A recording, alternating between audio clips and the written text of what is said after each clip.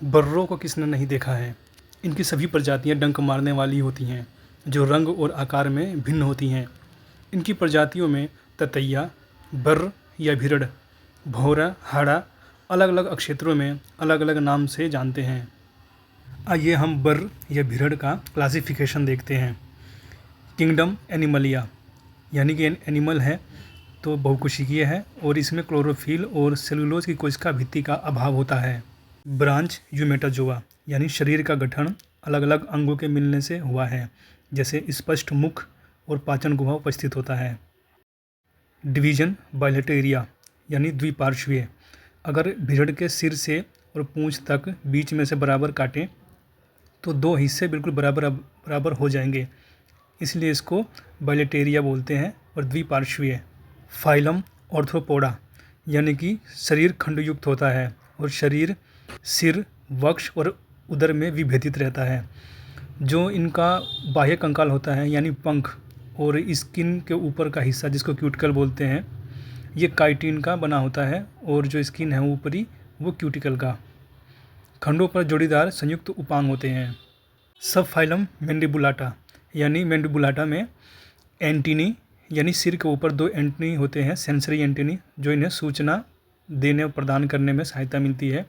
और मैंडिबुलाटा में आता है तो इसमें मुख में मैंडिबल्स पाए जाते हैं। क्लास इंसेक्टा, यानी कि इंसेक्ट है। सिर में 6 खंड और वक्ष में यानी सीने में इसके 3 खंड होते हैं।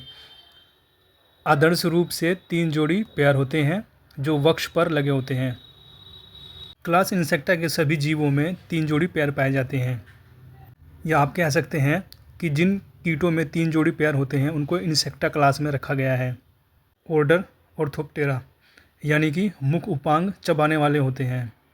आप देख रहे हैं सामान्य भारतीय बर्र या भिरड़ का कलर पीला होता है। इनके सिर पर 1 जोड़ी एंटीनी, 1 जोड़ी बड़े संयुक्त नेत्र और 3 जोड़ी सरल नेत्र यानी ओसिली होते हैं। भोजन को कुतरने व चबाने के लिए मुख उपांग यानी माउथ पार्ट्स होते हैं। सिर पर 1 जोड़ी एंटीनी और 1 जोड़ी संयुक्त नेत्र लगभग सभी कीटों में होता है। वक्ष भाग पर 3 जोड़ी पंजे युक्त चलनपाद एवं 2 जोड़ी पंख होते हैं। प्रथम खंड पर कनपटे झिल्लियों से ढके 2 श्रवण अंग होते हैं और ये अपने पैरों को उनसे रगड़कर ध्वनि उत्पन्न करते हैं। इस प्रकार के ध्वनि यंत्र झिंगुर और टिड्डों में भी पाए जाते हैं। इनमें हीमोग्लोबिन के बजाय हीमोसील होता है।